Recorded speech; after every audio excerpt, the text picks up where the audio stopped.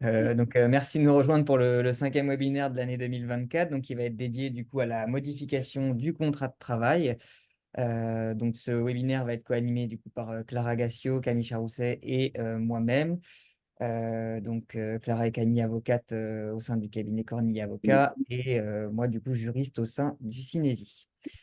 Vu la densité du sujet et puis le fait qu'on va progressivement voir différentes choses, on va peut-être pour cette fois-ci répondre à la fin du webinaire du coup à vos questions. Et puis à défaut de pouvoir répondre à l'intégralité, comme d'habitude, les réponses à vos questions se figureront en fait dans la foire aux questions en fin de webinaire, enfin du support du webinaire qui est diffusé et qui accompagne le replay dans les jours qui suivent la diffusion du webinaire.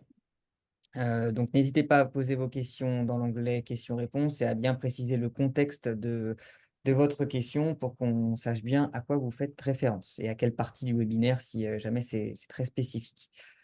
Euh, Comme je vous le disais pour rappel, hein, le replay du webinaire, comme d'habitude, et le support sont accessibles du coup sur notre site internet dans les jours qui suivent, agrémenté de la foire aux questions qui nous prend quelques jours à réaliser. Et vous pouvez d'ailleurs retrouver tous les replays et supports des webinaires antérieurs.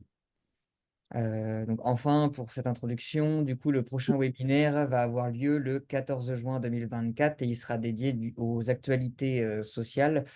Ça nous permettra de faire une petite un petit point là-dessus avant la pause estivale. Et pour information également, le webinaire qui suivra aura lieu en septembre 2024. Donc, on va pouvoir commencer le webinaire. Donc, dans une première partie, on va expliciter du coup ce qu'est la notion de modification du contrat de travail. Dans une seconde partie, on va distinguer cette notion de modification du contrat de travail avec celle du simple exercice du pouvoir de direction. Tandis que dans une troisième partie, on va procéder du coup à la détermination de ce qui constitue le socle contractuel. Une quatrième partie va être dédiée à la procédure à respecter pour modifier le contrat de travail et les conséquences concrètes de sa mise en œuvre. On va prendre le temps dans une cinquième partie d'aborder quelques précisions du coup sur la modification du contrat de travail à durée déterminée, avant de nous pencher dans une sixième partie sur les procédures spécifiques qui ont été prévues par la loi.